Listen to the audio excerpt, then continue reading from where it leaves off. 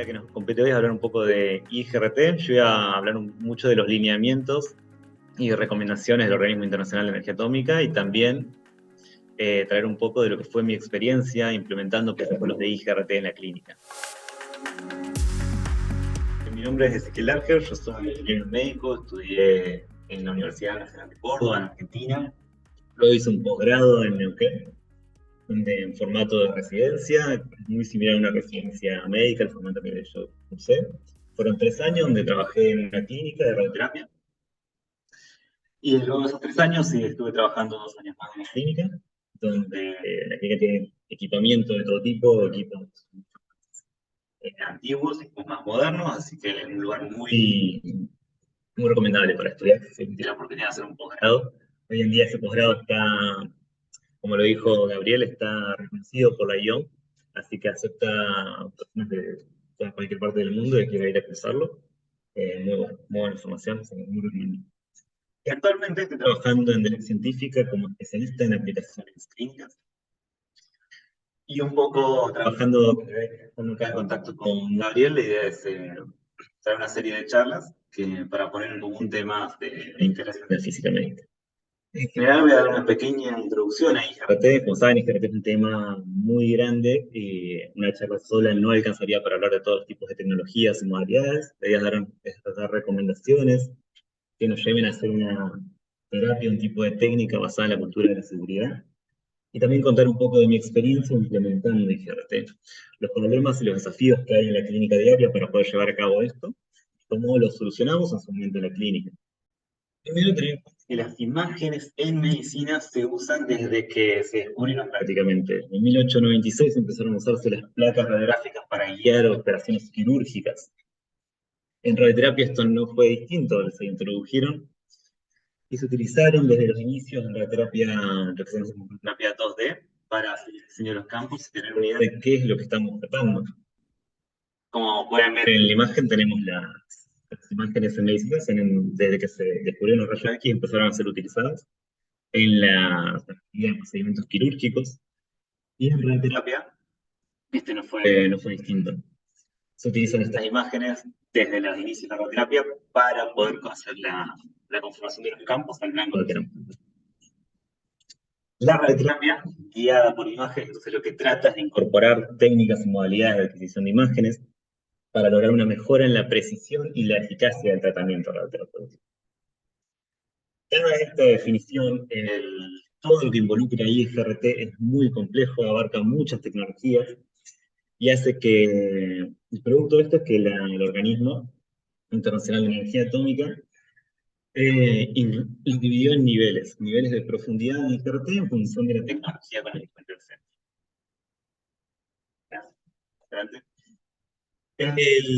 El 1 es el nivel más básico de IGRT, que está enfocada en tratamientos de radioterapia con formada 3D, donde las imágenes que se obtienen son a través del EPI, del dispositivo de imágenes portables. Ese sería el nivel de base. Los siguientes niveles incluyen y dan otra información y se van superponiendo. El nivel 2 ya es para equipos que tienen un MLC, que hacen radioterapia de intensidad modulada con un MLC, y lo que agrega es la capacidad de tener imágenes volumétricas. Así estamos hablando de un COMBIN-CT, un FAMBIN-CT, pero tenemos una reconstrucción tomográfica. Esto también trae en consecuencia que es una obligación contar con un sistema de registro y verificación para tener un registro constante de los movimientos que se aplican en cada tratamiento. En este caso, y para este nivel, la verificación online, es decir, que se haga en el momento que el paciente está en la camilla, es opcional. El médico puede, en este nivel, ver al día siguiente las imágenes que hicieron el día anterior, en caso de que sea requerido. El nivel 3 sí exige una verificación online, es decir, que en el momento se vean las imágenes antes de tratar al paciente. Este nivel ya incluye técnicas con modalidades 4D e incluye todos los sistemas complementarios que no utilicen radiación ionizante. Sí. ¿No? Sí. Acá.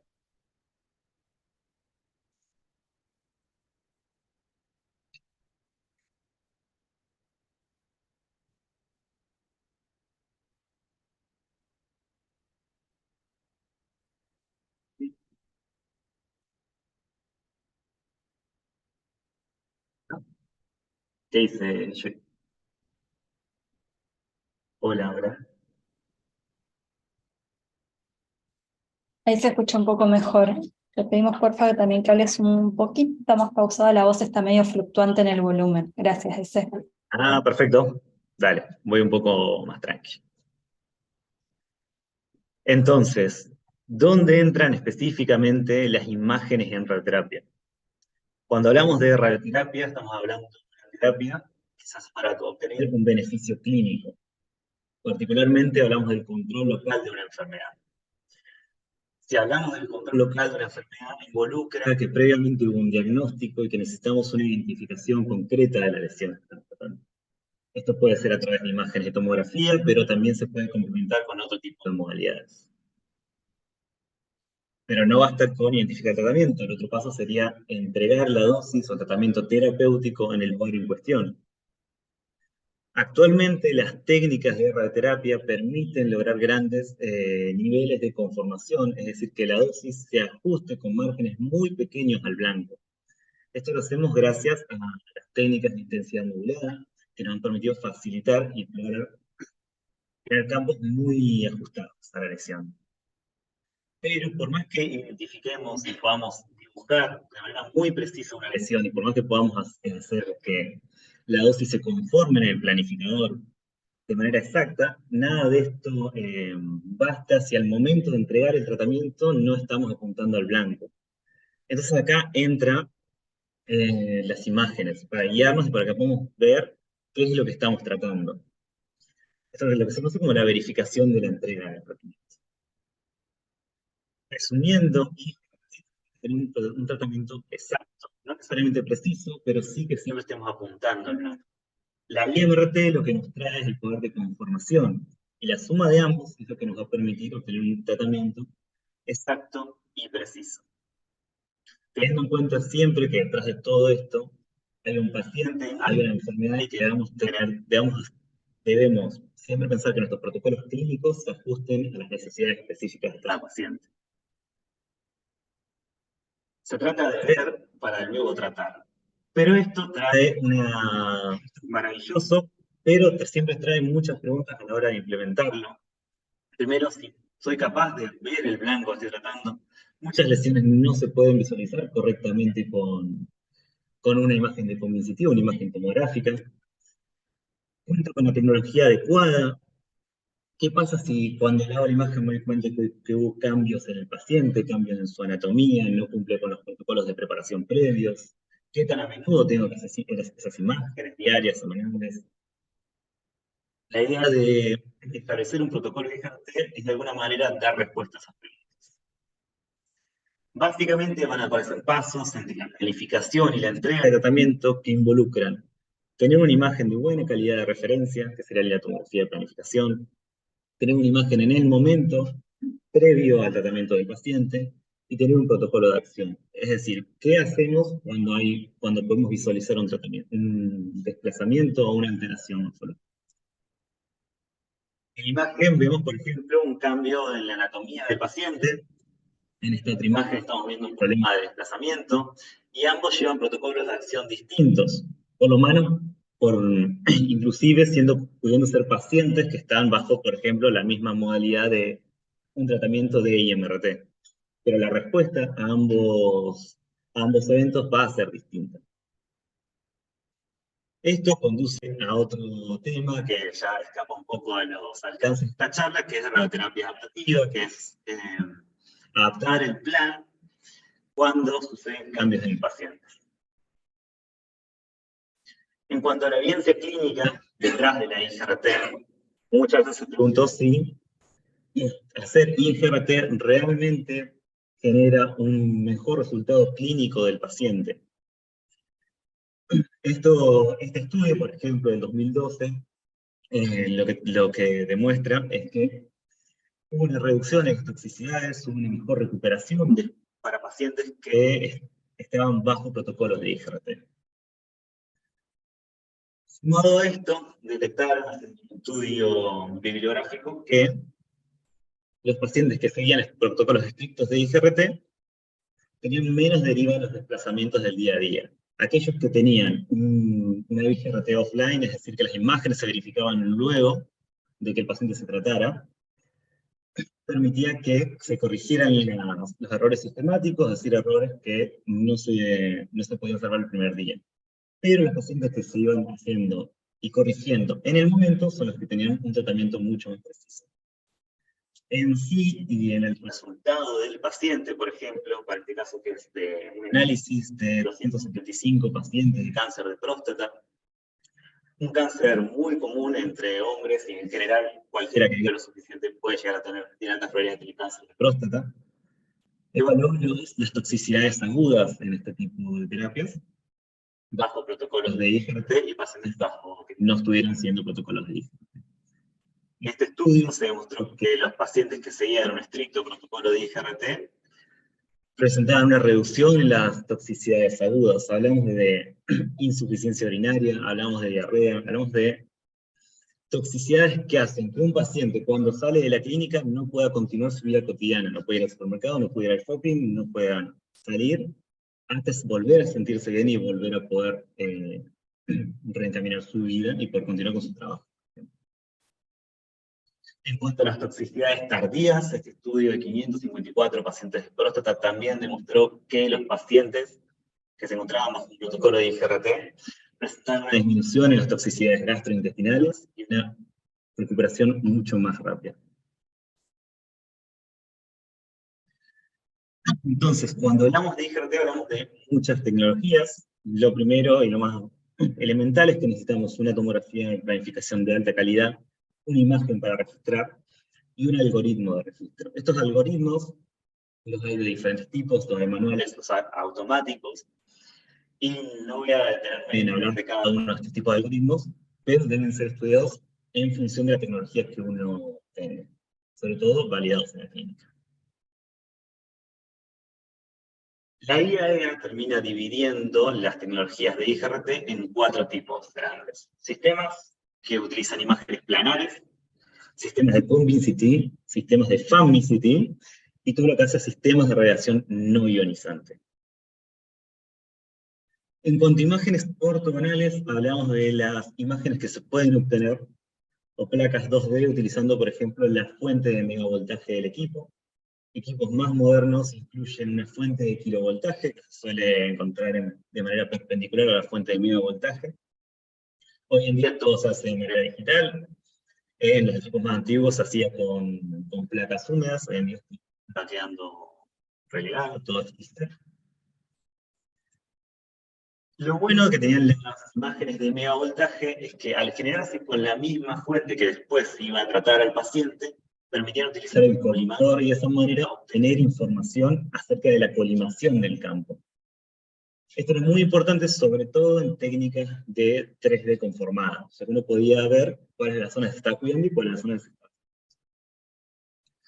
Ya cuando entramos en técnicas de IGRT, donde tenemos muchos segmentos por campo, este beneficio ya no tiene utilidad, ya que no podemos sacar imágenes de cada segmento.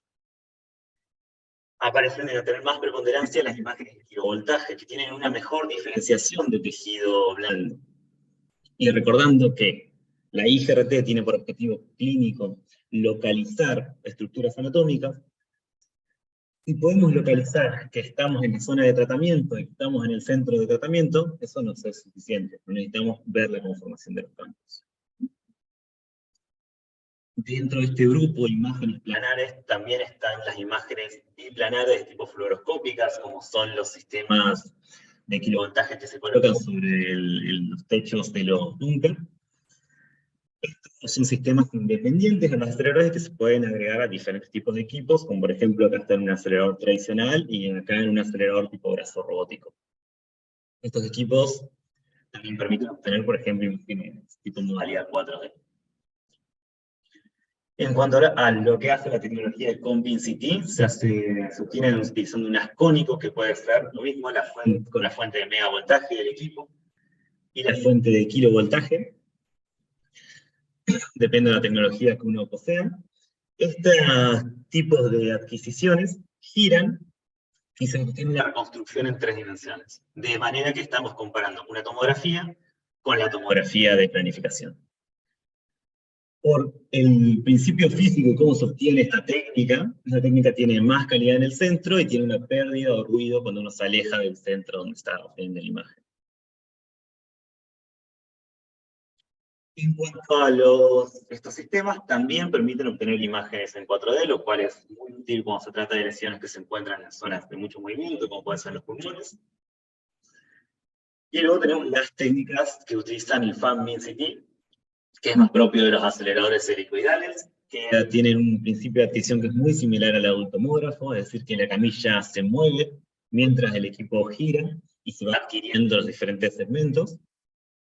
Esto hace que en sí tenemos una pérdida de calidad de imagen en zonas que están lejos del isocentro de tratamiento, el paciente se va desplazando y la fuente va girando en torno a esto.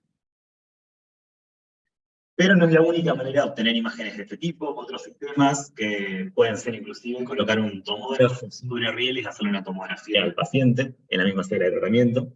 Estos sistemas presentan mucha incertidumbre porque la camilla hay que girarlo, hay que hacer un transporte del paciente a otra camilla. En sí no se los suele ver mucho en el día, yo en Argentina solo vi uno funcionando. Pero por el tema de incertidumbre estuvieron bastante relegados, además hay que tener un búnker al lado para tener el tomógrafo. Son bastante complejos. Luego no voy a explicar mucho cada una de las otras tecnologías que hacen a los sistemas de radiación no ionizante, pero en sí se pueden subdividir en 4 grupos. Sistemas ópticos que hacen un rastreo por luz infrarroja de ciertos marcadores. Sistemas de rastreo superficial que hacen un escaneo de la piel del paciente, o también utilizando sistemas de luces de radiación no ionizante. Ultrasonido, principalmente en aplicaciones actuales en próstata.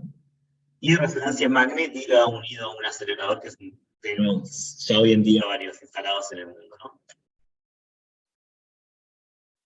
Todos estos equipos, al igual que un acelerador, llevan un proceso de aceptación y comisionamiento. No escapan a este tipo de controles que estamos haciendo. Como para dar una breve idea de qué se trata esto, la aceptación es la validación de que el dispositivo instalado cumple con las especificaciones que se establecieron al momento de la compra del equipo. Esta actividad es principalmente el que responde es el físico de la institución. El físico de la institución va a estar encargado de firmar el papel de aceptación del equipo y con eso dice que el equipo instalado funcione de manera correcta. Esta instancia se suele hacer con otro físico de la empresa que vende el equipo o personal de la empresa que vende el equipo que va a hacer las pruebas junto con el físico de la institución para validar que el equipo cumple. En general se incluyen términos como la identificación del dispositivo, quién lo compró, las pruebas que se hicieron y los resultados, y también se debe dejar constancia de si alguna prueba falló, cuál va a ser la acción correctiva que va a tomar la fábrica para solucionarlo. Finalmente la firma, y esto es un proceso muy importante, ya que nos va a dar la pauta de que el equipo está ok, ya pasa a ser propiedad de la institución totalmente. Dentro de este proceso se van a hacer pruebas que van a incluir fantomas. Estos fantomas hay que tenerlos en cuenta porque pueden o no estar incluidos en la compra del equipo y puede ser que cuando se termine la aceptación no se cuente con los fantomas para hacer las pruebas. O si uno quisiera hacer otro tipo de pruebas con fantomas que no están incluidos en la compra, tenerlos en cuenta para ya hacer un pedido con todas las cosas que el sistema de IGRT necesite. En cuanto al comisionamiento, que es la etapa que viene próxima a la aceptación, ya estamos hablando de evaluar la operabilidad clínica del equipo. Es decir, aspectos relevantes para las prácticas que se van a llevar a cabo en la misma institución. En este punto se establece la línea base, haciendo los controles de calidad de referencia, para luego repetirlos semanal, semestral, anualmente, y saber con qué valores referenciarse. Siempre teniendo en cuenta las consideraciones, los controles que estableció el fabricante y recomendaciones internacionales. Están muy relacionadas una con la otra. Los controles de calidad, por una parte, los establece el fabricante, que da recomendaciones de controles, frecuencias, tolerancias, pero también podemos referenciarnos a recomendaciones internacionales. Estas nos van a dar indicativas de frecuencia, responsable, de qué manera hacerlos. Y todo esto debería estar escrito en un manual de calidad del servicio, que va a dejar por escrito quiénes, cuándo, cómo, dónde van a hacer estas pruebas, dónde se van a llevar registro de los resultados y qué se va a hacer en el caso, por ejemplo, de que haya de tolerancia. ¿Quiénes van a ser los encargados de responder? Si hay que avisar a la fábrica, si hay que avisar al departamento de ingeniería de la misma institución, etc. Una prueba muy interesante para hacer con este tipo de equipos son pruebas end-to-end que tienen por fin validar la precisión de todo nuestro sistema de radioterapia. Es decir, que se simula un paciente desde que entra hasta que sale. El paciente se le hace la tomografía de planificación con nuestros inmovilizadores. A estos fantomas luego se los planifica y finalmente luego se los irradia. Generalmente estos fantomas pueden ser adquiridos y medidos por una empresa tercera en la institución, y luego esa empresa mide y te da un informe acerca de la calidad de tu servicio. Y le hace seguramente algunas recomendaciones en caso de que hubiera que hacerlas. En cuanto a las responsabilidades del staff en una práctica de IGRT, según lineamientos del organismo. El físico médico, como he dicho antes, va a ser el responsable de aceptar y comisionar el equipo. Luego, el físico médico, en colaboración con el médico radioterapeuta, va a estar encargado de gestionar e implementar un programa de aseguramiento de la calidad. Si bien es responsabilidad del físico médico con el radioterapeuta, no quiere decir que el resto de los involucrados, enfermeros, técnicos o quienes más participen en la clínica, no pueden hacer comentarios al respecto de los procedimientos clínicos. Pero son el físico médico y el radioterapeuta quienes finalmente deben hacer la revisión final y aceptar o no los comentarios. El físico médico más desde un aspecto técnico y el radioterapeuta desde un aspecto clínico.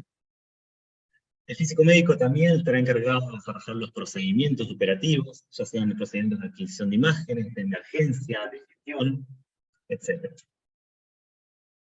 El radioterapeuta estará encargado de definir los procedimientos clínicos, definir cuál va a ser el procedimiento específico para el paciente, qué técnica y modalidad de IGRT se llevará a cabo, técnicas y frecuencias, desarrollar los protocolos de acción, es decir, cómo se va a responder ante los diferentes eventos esperables dentro de una IGRT, y revisar las imágenes cuando correspondan, y colaborar también en la gestión e implementación del programa de aseguramiento de la calidad. En cuanto al técnico operador, será responsable de saber usar todos los dispositivos de posicionamiento, preparar los sistemas de IGRT previo a que el paciente arribe a la camilla, implementar el programa de IGRT que previamente fue diseñado por el médico y el físico, pero también, como dije antes, el técnico puede opinar ya que es partícipe de todo este proceso, adquirir las imágenes de verificación y actuar según el protocolo. A su vez puede asistir a tareas de control de calidad diaria, que generalmente pueden ser en colaboración del físico o pueden hacerlo, según lo establezca la clínica, solos. ¿Y a qué me refiero cuando hablo de protocolos de acción? Creo que cómo se va a actuar, por ejemplo, para tomar una medida correctiva con la situación que se está dando con el paciente. Estas pueden ser antes, durante o antes de la próxima sesión.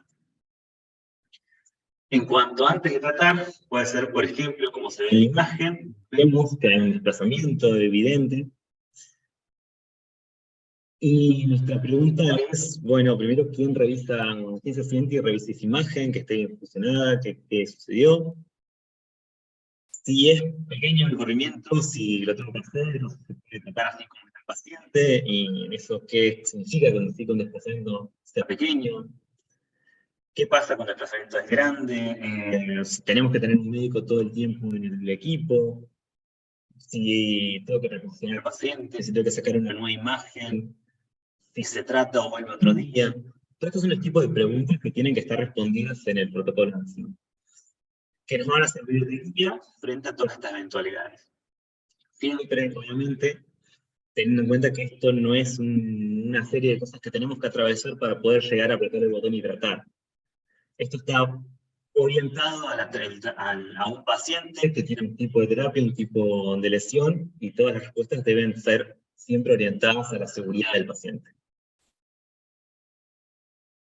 Este es un ejemplo de cómo podría ser un protocolo de acción muy básico en un centro que durante ciertas horas se va a hacer un procedimiento de IGRT. Durante esas horas no hay un médico presente, por ejemplo. Es un fraccionamiento convencional, no son consideraciones a tener en cuenta. Los técnicos saben que tienen que hacer un registro automático, ya quedó establecido qué tipo de registro tienen que hacer de manera automática, y que deben evaluar el desplazamiento máximo. Si ese desplazamiento, por ejemplo, está entre 0 y 0,3 milímetros, la decisión que está establecida es no mover la camilla y tratar al paciente. Si está entre 0,3 y 5, se mueve la camilla y se trata al paciente. Si es más grande, pero menor a 1 centímetro, se mueve la camilla y se hace una imagen de verificación. Si ya es más de 1 centímetro, se debe bajar al paciente de la camilla, volver a posicionarlo, ver si esto persiste, y en ese caso el paciente vuelve a otro día con médico presente para que se evalúe por qué hay un desplazamiento tan grande. En cuanto a correcciones durante el tratamiento, acá estamos hablando de sistemas que pueden ver qué sucede mientras el paciente está siendo irradiado. Algunos sistemas de monitoreo en tiempo real son la fluoroscopía, marcadores infrarrojos que si bien no ven dentro del paciente, hacen un seguimiento superficial, y de alguna manera esto está ligado al movimiento del blanco. Sistemas de mapeo superficial, que serían los sistemas de mapeo de la piel. Y en sí lo que estos permiten hacer es técnicas de tracking o técnicas de gating. Cuando digo tracking me refiero a que el haz sigue al blanco. Por diferentes tipos de tecnologías, el haz, por ejemplo, puede inclinarse a través de las mordazas, o puede moverse haciendo una variación en la posición de las láminas que se encuentran abiertas. De esa manera, si veo el blanco, las láminas o las mordazas se adaptan a la posición del blanco. Esto es lo que se conoce como tracking. En cuanto a gating, es observar la lesión y solo irradiar cuando la lesión se encuentra en una posición determinada. Cuando la lesión sale de esa posición, el haz automáticamente se detiene. Todos estos son sistemas automatizados. Pero también existe la posibilidad de aplicar correcciones antes de que se haga la nueva sesión. Esto se da sobre todo cuando hubo se notan cambios bruscos en la anatomía del paciente, que pueden ser, por ejemplo, en protocolos de cabeza y cuello. Pacientes que llevan muchas sesiones, 39 sesiones, y quizá la sesión 15 se notó que la anatomía del paciente ya se modificó tanto que se puede optar por hacer una nueva planificación para adaptarla a la anatomía actual del mismo. Y de esa manera, que nuestro tratamiento siga cumpliendo con el objetivo clínico, que es crear una dosis terapéutica en los lugares donde queremos, y evitar los órganos de riesgo. Y acá les voy a contar un poco de experiencias que yo tuve implementando en nuevos programas de IGRT. Por ejemplo, por el año 2018 me incorporé a trabajar en Neuquén, y en la clínica se adquirió un acelerador lineal que era capaz de tomar imágenes de kilovoltaje, planares volumétricas 4D, en un centro totalmente nuevo donde no había pacientes todavía. La idea era implementar IGRT, no se estaba haciendo IGRT en la clínica que sí estaba funcionando, pero donde no había ningún tipo de protocolo de IGRT. Se iba a incorporar desde cero terapias en VIMAT, antes terapias no se podían hacer, se contaba con una camilla de 6 grados de libertad, y se introduce junto con el acelerador un nuevo sistema de registro y verificación. Todos estos eran los desafíos a llevar adelante en la clínica, para lo cual nos dieron 2 meses para trabajar en una clínica con 100 pacientes, así que teníamos el equipo libre todo el tiempo, éramos un equipo de 2 físicos en entrenamiento, una radioterapeuta y 4 técnicos. Nuestro objetivo era que en esos 2 meses pudiéramos alcanzar el gongulario, es decir, tratar al primer paciente. Previamente, tuvimos los entrenamientos que nos proporcionó fábrica, pero posterior a eso, nuestro desafío era crear nuestros propios procedimientos clínicos. La primera etapa que definimos fue, bueno, dividir según los lineamientos del organismo, roles para cada uno y empezar a trabajar en tareas.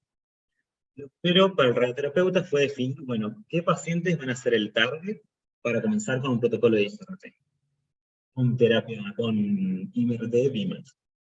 Lo que se seleccionó fue próstata hipofraccionada. Es decir, íbamos a pasar de un fraccionamiento de 39 fracciones a un fraccionamiento a 30 fracciones.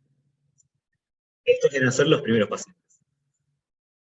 En cuanto al equipo técnico y físico, empezamos a establecer los procedimientos operativos, es decir, probamos con fantomas una y otra vez cómo funcionaba el equipo, cuáles eran las fallas más habituales que encontrábamos. En ese momento encontramos fallas en cuanto, bueno, si te tardabas mucho en hacer ciertos clics, el programa por seguridad se cortaba, entonces íbamos tomando consideraciones, íbamos anotando cómo respondíamos a los diferentes eventos, qué pasaba si la camilla se movía o no se movía en ciertos momentos, y de esa manera terminamos escribiendo los procedimientos clínicos y cómo responder a las diferentes eventualidades. El equipo físico, por su lado, tuvo que interiorizar en lo que era planificación con tipo fraccionada y definir el procedimiento de planificación. Y también el procedimiento de control de calidad, que hacía tanto el tratamiento como las técnicas de IGRT y el nudo acelerador. Entonces se definieron todos los procedimientos clínicos que involucran temas de a qué horario van a venir los pacientes que llevan IGRT, cuánto tiempo le íbamos a dar en el turnero, quiénes íbamos a estar presentes, qué parámetros de adquisición de imágenes íbamos a utilizar y qué íbamos a hacer en los diferentes escenarios. En una primera instancia fuimos muy conservadores con todas estas cosas, estábamos mucho tiempo, estábamos todos presentes, hacíamos las pruebas antes, tratábamos de que no fuera al final del día, podíamos estar todos cansados, nos poníamos siempre temprano, dejábamos espacio de margen por si las cosas se complicaban. Hacíamos planificaciones de backup, por si el programa de IGRT veíamos que no lo íbamos a poder aplicar. Y con todo esto adelante, decidimos dar el paso y ir al Go Live. Tratamos los primeros pacientes, y el proceso es dinámico, es decir, que a medida que fuimos tratando pacientes, íbamos actualizando nuestros procedimientos. Nos encontrábamos con nuevas fallas que no habíamos tenido antes. Entonces tuvimos que reescribir muchas cosas y también nos íbamos afinando en qué era el rol específico de cada uno dentro del búnker. Cuánta gente necesitábamos, cuánta gente iba a estar fuera.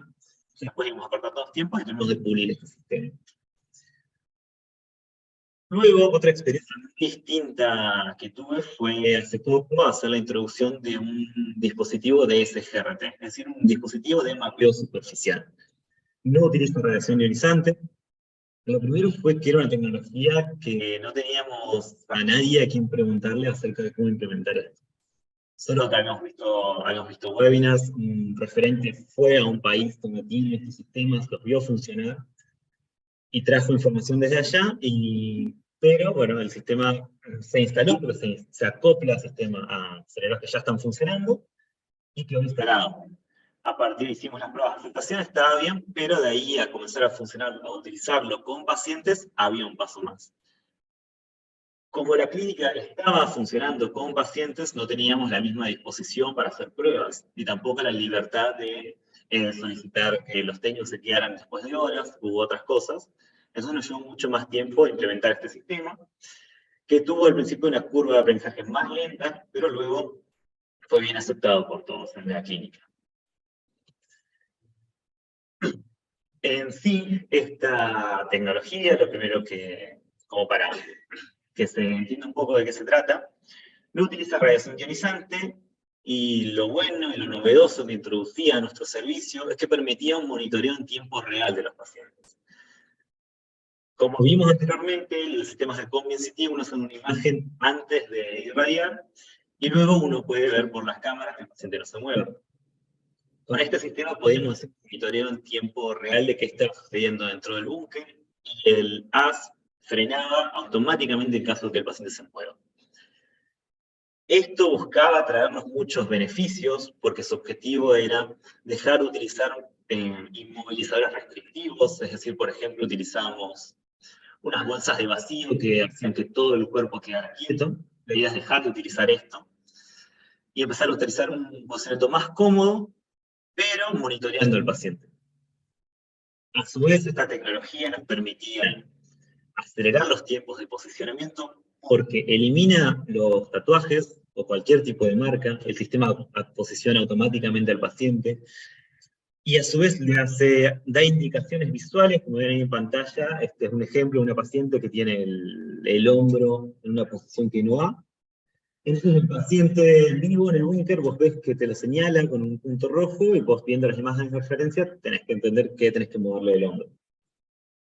Entonces es mucho más rápido. El paciente se acuesta con sus posicionadores y automáticamente el sistema lo lleva al centro de tratamiento. Y otra cosa muy importante que no teníamos en la clínica antes era que nos iba a permitir hacer gaining respiratorio. Porque hacer un monitoreo constante del tórax permite que se haga un mapeo del ciclo respiratorio y hacer gaining. Básicamente el procedimiento que lleva a utilizar este tipo de sistemas es que uno lo posiciona en el centro donde se hace la tomografía y desde el planificador se le envían los corrimientos. El sistema ya hace los corrimientos y compara el topograma que puede ser obtenido desde la tomografía de planificación, o en nuestro caso, contábamos con otros de estos sistemas en el tomógrafo. Entonces, en el mismo tomógrafo se le hacía un topograma con este sistema de SGRT. Si hubiera alguna corrección que le indicaba, tenía una tolerancia para pacientes convencionales de 1 milímetro y 1 grado, y obviamente se hacían unas verificaciones al menos el primer día utilizando ConvinceT. Para ciertos pacientes esta verificación era diaria, otros pacientes ya pasaban a tener, cualquier sea el tipo de paciente, una verificación de todos los días con este sistema. Porque al no ser radiación ionizante y estar instalado, no te agrega a tu flujo de trabajo de todos los pacientes. Entonces tenés un monitoreo constante. El gating respiratorio, la idea es como este sistema puede monitorear el movimiento del paciente, particularmente de la caja torácica, y controlar el ácido, es un on-off, y a su vez cuenta con luces que se instalan en las salas que le dan una especie de feedback al paciente, que se pone rojo, se pone verde, se pone azul, se pone verde cuando el paciente llega a algo que se conoce como inspiración forzada. Por esto los pacientes también tienen que ser jóvenes, porque tienen que ser pacientes que sean capaces de realizar una inspiración lo suficientemente grande para que el corazón se separe del tórax y de esa manera se puede irradiar la mama dando la menor cantidad de dosis al corazón. Tienen que ser pacientes que puedan entender, ¿no? Obviamente, a estos pacientes se les da un entrenamiento previo acerca de qué se iban a someter, qué luces se iban a ver y qué significaban. Y ya habiendo estudiado todo lo anterior, pasamos a la implementación y el diseño del protocolo. En sí, por más de que sea una técnica distinta a IGRT, el camino que seguimos fue el mismo que habíamos trabajado anteriormente, que es definir qué pacientes iban a tratar. Esto lo iba a hacer el radioterapeuta. Se definió cáncer de mama, pacientes jóvenes de bajo riesgo. Por el lado del equipo físico y técnico se definieron los protocolos, los procedimientos. Los físicos nos entrenamos en planificación de mamas con inspiración forzada. Se definió el protocolo, el procedimiento clínico, y finalmente pasamos al GO-LAC. A partir de ahí todos los pacientes se hacen con SGRT y se introdujo la técnica de DIVH, que es esto de tratamiento de mama con inspiración forzada. Resumiendo, ya como para ir cerrando todo esto, la IGRT tiene amplia evidencia clínica que avala el beneficio para el paciente. Dos muy importantes. Siempre el centro de todo esto es la terapia del paciente. Abarca muchas tecnologías. Que un centro haga IGRT y que otro centro haga IGRT no quiere decir que hagan lo mismo. Cada uno lo va a hacer con sus limitaciones, sabiendo los beneficios de la técnica y sabiendo hasta dónde puede llegar su tecnología. Introducir esta técnica involucra un equipo multidisciplinario. Todos los que estamos trabajando ahí vamos a ser parte de este proceso, esto hace que sea muy importante la formación de todos los que estamos ahí, empezar con qué nos vamos a encontrar, qué puede suceder y estar todos en la misma sintonía. Los protocolos escritos en experiencia fueron fundamentales, ya que los equipos de trabajo iban rotando, no siempre iban a estar los mismos técnicos de la técnica, eran más hábiles con ciertas cosas, yo era más hábil con otras cosas, y a veces yo no me acordaba qué botones había que apretar, pero teníamos los procedimientos escritos que nos ayudaban un montón. Sobre todo para saber, sobre todo para tipos de pacientes que no eran habituales. Hay pacientes que eran tipos de tratamiento que los hacíamos todos los días y tipos de tratamiento que eran una vez cada 3 meses, y teníamos que recordar qué hacíamos con este tipo de pacientes. Finalmente, no olvidar algo que todo esto hace a la cultura de la calidad en la clínica, la cultura de la seguridad.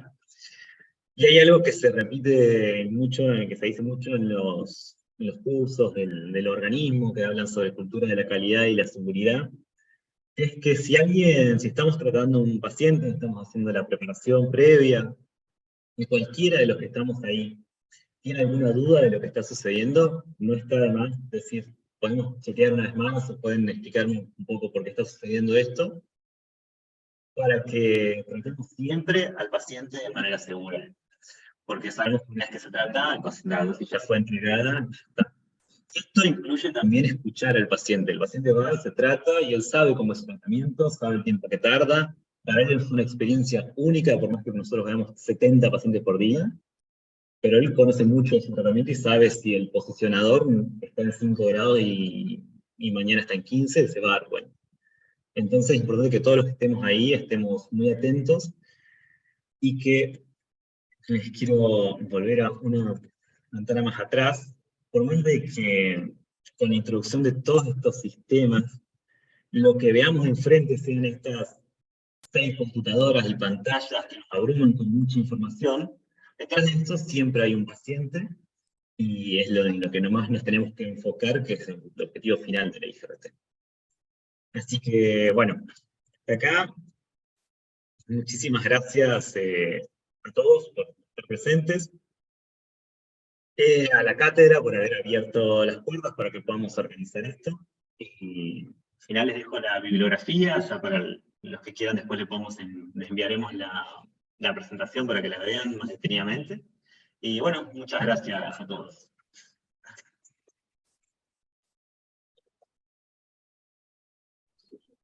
Muchas gracias. Bueno, ahora abrimos el espacio de preguntas para los que están en el chat y los que están acá. ¿No tiene alguna duda? Muchas gracias, Ezequiel. Ahí está habilitado tanto el chat como los micrófonos por si necesitan hacer preguntas activando o por voz o bien por el chat. Estamos todos ahí leyendo, así que gracias, Ezequiel, es súper interesante. Gracias. Muchas gracias a todos.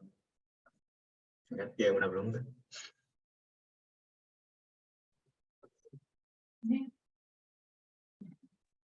Hola, buenas tardes. Sí. A mí me pareció súper interesante lo que contaste de haber estado 2 meses previos trabajando, practicando, si se quiere, articulando el equipo multidisciplinario antes de empezar a tratar un paciente. Y bueno, eso me parece que es algo que es algo a destacar, a reconocer, y que no siempre tenemos acceso en la práctica diaria, y bueno, y lo importante que es, ¿no? De poder hacer un entrenamiento previo antes de tener el paciente sobre la camilla. Sí, la verdad que sé que eso no es lo habitual, porque solo se puede dar en centros que abren una instalación y que no están teniendo pacientes, pero es muy beneficioso, y en sí, quizá en una clínica en funcionamiento no se puede dar que se cierre y que se deje de tratar pacientes, pero quizá encontrar, aunque sea una vez a la semana, 30 minutos, 1 hora para hacer un ateneo, que participen físicos, técnicos, enfermeros, radioterapeutas, ya está bueno y da un pie para que podamos crear este equipo multidisciplinario.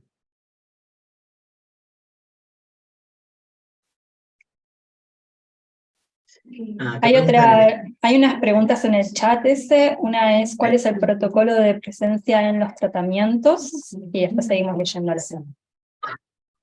Bien, si por el protocolo de presencia se refieren o sea, los integrantes que van a estar presentes. Para el caso, esto varía mucho dependiendo de la técnica, obviamente es un desarrollo interno de la clínica. En una radiocirugía o fraccionamiento muy agresivo, usualmente está presente el radioterapeuta, está presente el físico, están presentes los técnicos. Ya en un hipofraccionamiento, que hoy en día, bueno, los hipofraccionamientos pasaron a ser una especie de nueva normalidad, pero un hipofraccionamiento poco agresivo, si se quiere, quizás solo están los técnicos, y sí está bueno, por lo menos en la clínica donde implementamos esto se hacía así, los pacientes que hacían IGRT solo iban a la mañana, porque a la mañana, en el lapso eran las 8 de la mañana y las 4 de la tarde, había médicos haciendo consultas. Entonces, por día se seleccionaba a un médico para que fuera el backup del equipo. Entonces ese médico estaba a disposición para que fueran, le golpearan la puerta y le dijeran, Doc, ¿puede revisar esto? Porque tenemos dudas acerca si, por ejemplo, lo que nos están dando las imágenes están bien o no, pero en general lo podían resolver solos siguiendo el protocolo de acción. Espero que eso haya respondido a la pregunta del protocolo de presencia. Genial. Perfecto, ahí hay otra pregunta. ¿Cuál es la radiación no ionizante usada?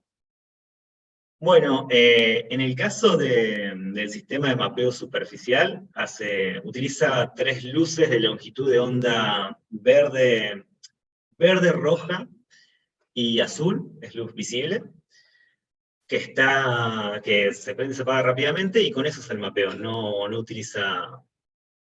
hace más que eso. Las puedes encender para verlas, pero es luz visible. Después otros sistemas que utilizan infrarrojo, bueno, en el caso del ultrasonido y ultrasonido, pero luz visible sería la respuesta. Bien. Y acá tienes una pregunta.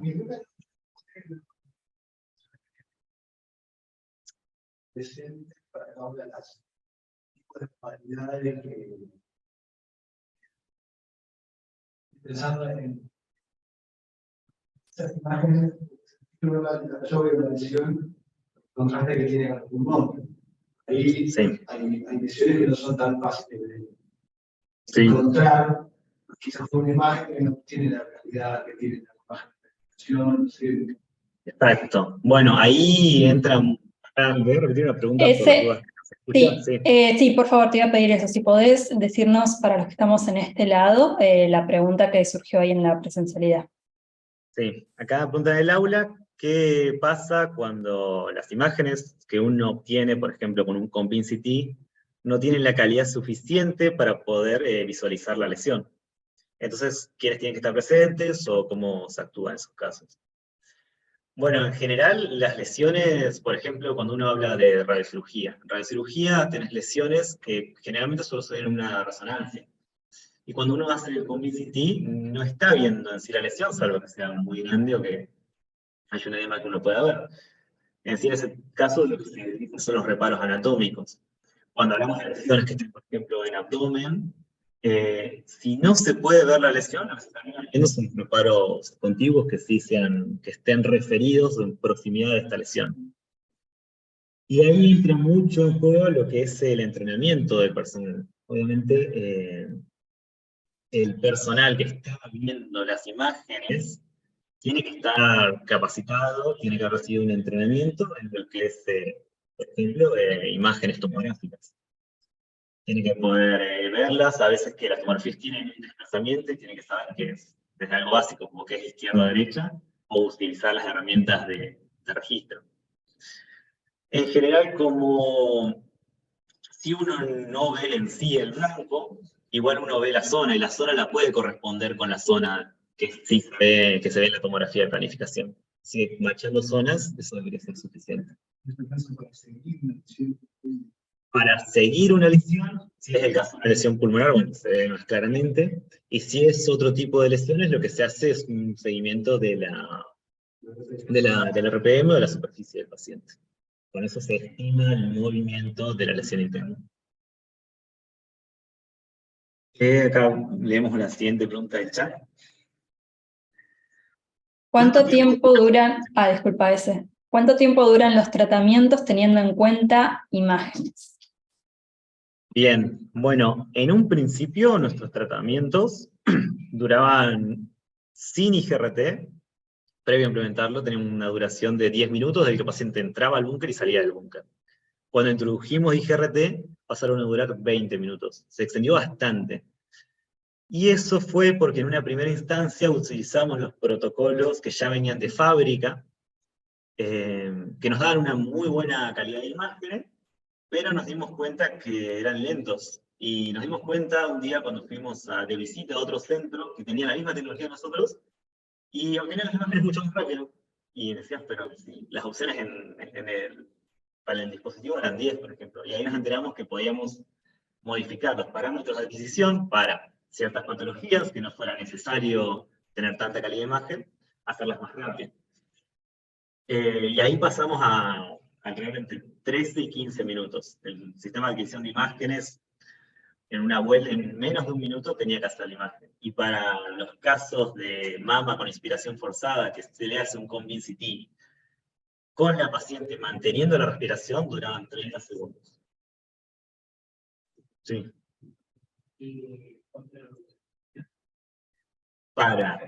En general, se hacía, por ejemplo, ¿cómo? En mama, más o menos, la mama de 310 a, más o menos las curaciones de un tangencial interno, un tangencial externo. 180, sí, inclinados, y esto era teniendo en cuenta que, igual si te pasabas, funcionaba el gancho, pero eran eso, solo un barrido semicírculo. Sí, sí, dale. Sí.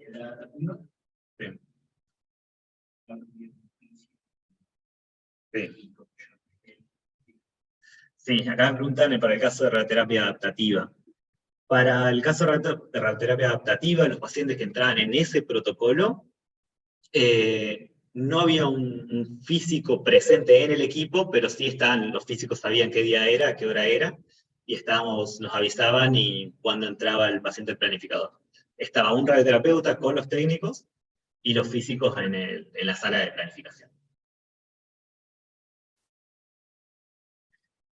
Hay posibilidad de hacer el disparo, acá me preguntan en el chat, ¿hay posibilidad de hacer imágenes durante el disparo o entre disparos? Sí. Eso depende de cómo uno lo planifique. Hay equipos que tienen licencias, generalmente los que hacen IMAT tienen una licencia para hacer algo que se conoce como interfraction, que es una imagen que se hace mientras el acelerador hace una terapia en arco. Estas imágenes la calidad de esta imagen es baja porque está ligada a cómo uno configura el arco. Si el arco lo hace que gire rápido, va a sacar más imágenes, y así. No son de buena calidad, pero te permiten tener una estimación de su movimiento. En general, lo que se hace es dividir, si por ejemplo es un paciente que se lo quiere tratar con BIMAT, hace un arco de ida, un campo, un arco de vuelta como otro campo, y en el medio hace una verificación por imagen. Pero esto ya es un protocolo interno, se define si se va a hacer una imagen antes, después, durante. Pero sí se puede, sí, sí.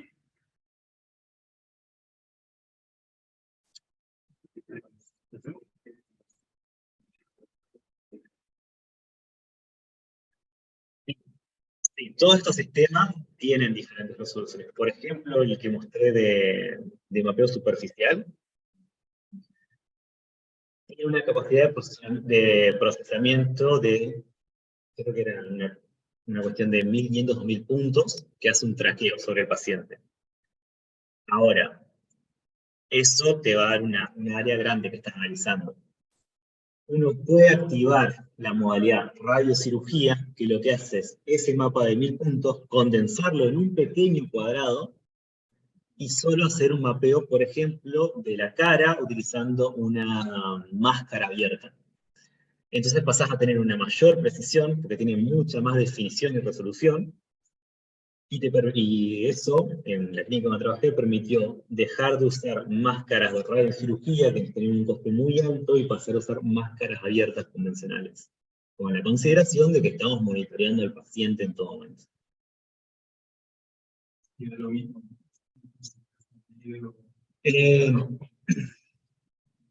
En ese sentido, nosotros, previamente a hacer este control del sistema, contábamos con un sistema de detectores infrarrojos, que eran unos marcadores que se colocan sobre la máscara, y también tenía una precisión submilimétrica específica para la cirugía, pero nos imposibilitaba el coste de las máscaras. Al final fue lo que decidió pasar de una tecnología a la otra.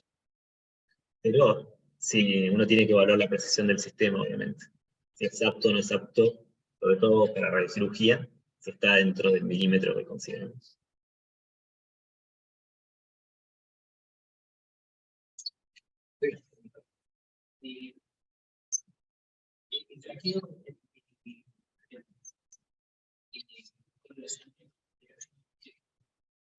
Conectamos.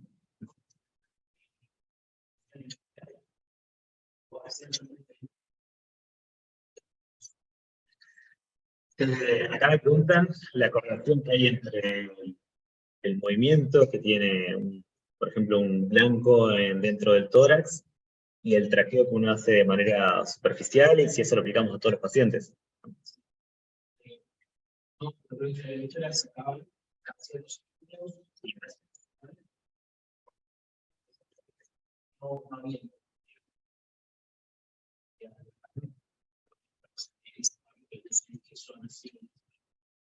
Bueno, sí.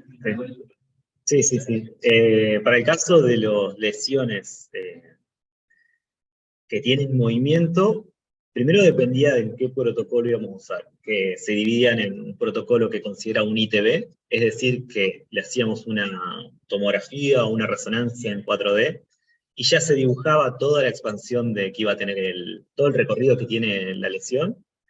Entonces, en ese caso, teníamos la posibilidad en el centro de hacer un ConvinCT 4D. Entonces, en el búnker podíamos ver el desplazamiento y si coincidía con el ITB que dibujamos. Si lo que íbamos a hacer era gating, es decir, que podíamos mejorar en ciertos momentos, se le hacía una tomografía, por ejemplo, en inspiración forzada o en expiración estable, o de la manera que vaya a estar el paciente. Y en ese mismo momento, con el sistema de rastreo superficial, se evalúa el ciclo respiratorio. Ese ciclo respiratorio lo que hace, a través de un algoritmo de deformación del tórax del paciente, ver si el modelo que hoy creo de la respiración del paciente se corresponde con el movimiento de su tórax en el tomógrafo. Luego, cuando vas a sentarlo en la camilla de tratamiento, se le hace una imagen de verificación por ConvinCT para ver que esté bien posicionado, y luego él vuelve a verificar de que tenga el mismo patrón respiratorio. Si tiene el mismo patrón respiratorio, puedes considerar que estás tratando en el lugar adecuado. De cualquier manera, en la imagen de verificación te permitía ver la lesión, si estaba en el lugar. Luego era una cuestión de monitoreo. El hígado lo aplicamos y por suerte en nuestro centro teníamos resonancia 4D para hacer como imagen previa, lo cual nos permitía evaluar el movimiento del hígado, y luego podíamos hacer la evaluación, o sea, en la camilla de la misma manera. Los resultados clínicamente fueron buenos, o sea, los pacientes tuvieron las toxicidades esperadas y también el beneficio clínico esperado. Cuando se evaluó el tema de temas de necrosis en esa zona, estuvo todo bien, así que funcionamos todo bien.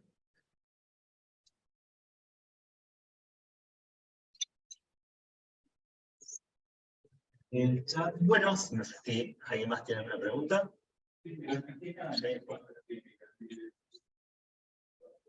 IGRP. En Argentina, ¿cuántos centros? Sí, en Argentina es, o sea, obviamente esto, como dije, IGRP es un abanico grande de posibilidades que puede haber para implementar IGRP. Acá lo que me preguntaron en la sala es, en Argentina, ¿cuántos centros tienen implementado IGRP o si es algo estándar? La respuesta es que sí, es algo estándar, al menos uno suele ver que los centros ofrecen tratamientos con IGRT.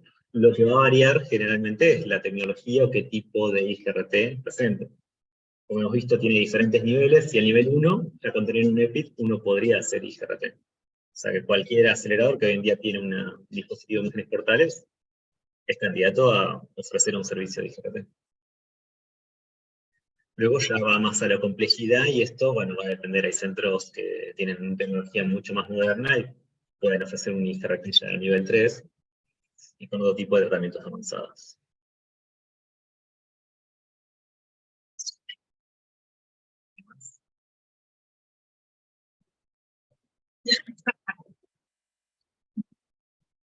Bueno, Por si en el el chat chat, no hay más preguntas. No sé si alguien quiere hacer alguna otra consulta o allá ese. acá creo que ya están cansados.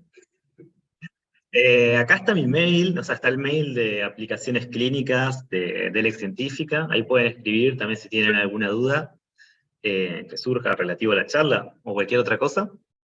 Y estamos a disposición también para compartirles material, papers o lo que fuere.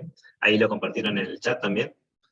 Así que, bueno, muchas gracias a ustedes por estar del otro lado, a la gente que vino acá presente, a Gabriel por darnos el acceso a la cátedra. Y bueno, la semana que viene vamos a replicar esto con otra temática. Así que espero verlos de nuevo. Así que, Perfecto, gracias. Para recordar, el link va a ser el mismo la semana que viene, que también cae miércoles 16 horas. Quienes están ahí de manera presencial, si se quieren conectar, después, bueno, ahí estemos el intercambio para poder facilitarles el link. Cualquier cosa estamos subiendo también en las redes de DELEC, bueno, posteos sobre este momento, así que si quieren hacernos consultas lo pueden hacer también a través de las redes sociales. También desde acá, desde este lado, agradecemos a Gabriel y a toda la unidad de física médica de la UDELAR por haber hecho estas charlas súper interesantes. Así que bueno, quedamos a disposición. Ahí está el mail de ustedes, de los físicos médicos, para que puedan acompañar un poco más. Gracias.